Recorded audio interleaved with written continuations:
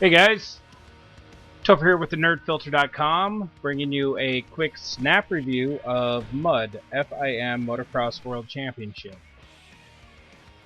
This is the first race that I did in the game. I suck at it, so please don't skewer me because of the footage.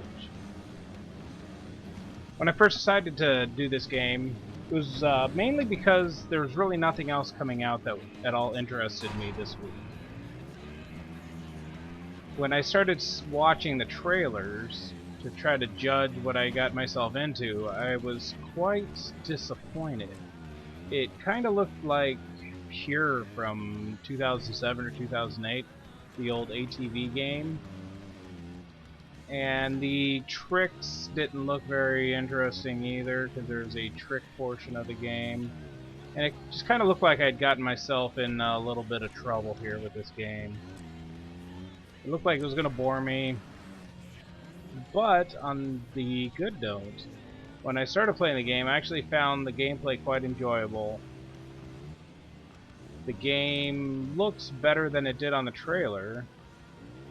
It kind of reminds me of Trials HD with the way they lighted the game and the way the game overall feels. The physics in the game are pretty good for a budget title.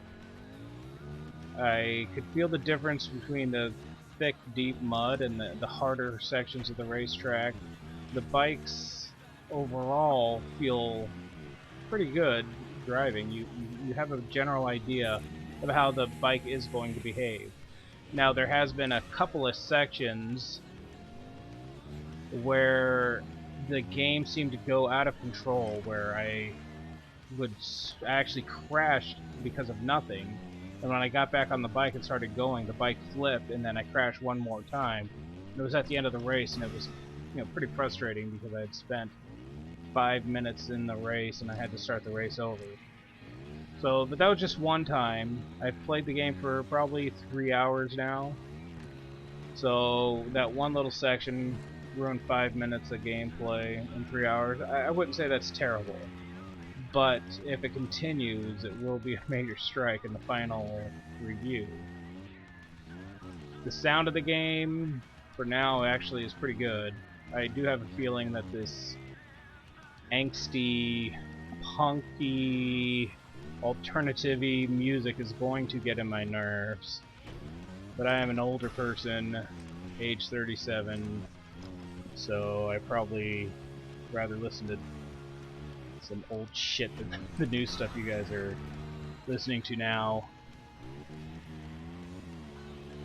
Overall, I was surprised by the game. I bought it for $39.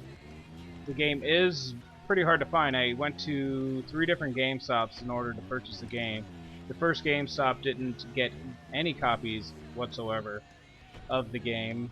The second GameStop I went to, which was another smaller GameStop, received 1 copy, which was reserved. And then the third GameStop I went to was a large GameStop that does pretty good amount of volume. And they only had 1 copy for the Xbox 360. So the game is hard to get. I did have the game in my top of my queue of GameFly, and I didn't get it there either, so I ended up going out and purchasing the game. It is a budget title at $39.99, which my snap reaction to it is it's a little high. It might be a $29.99 game, brand new. By the end of it, though, I might have a different opinion. One thing that was disappointing to me, I had not originally planned on purchasing the game, and when I had to, I was kind of frustrated, and I figured I'd just sell it back to GameStop and I was done. But after purchasing the game, the clerk at GameStop informed me that the resale of it was already down to $11. So this is going to end up being a keeper for me. And hopefully I do end up enjoying it all the way through. There's a lot of gameplay left for me though, so the game could end up becoming monotonous because I do believe you have to play every race with 5 different characters. So I hope you enjoyed the snap review. Please like, comment, subscribe. Visit thenerdfilter.com and have a great night. Thanks, guys.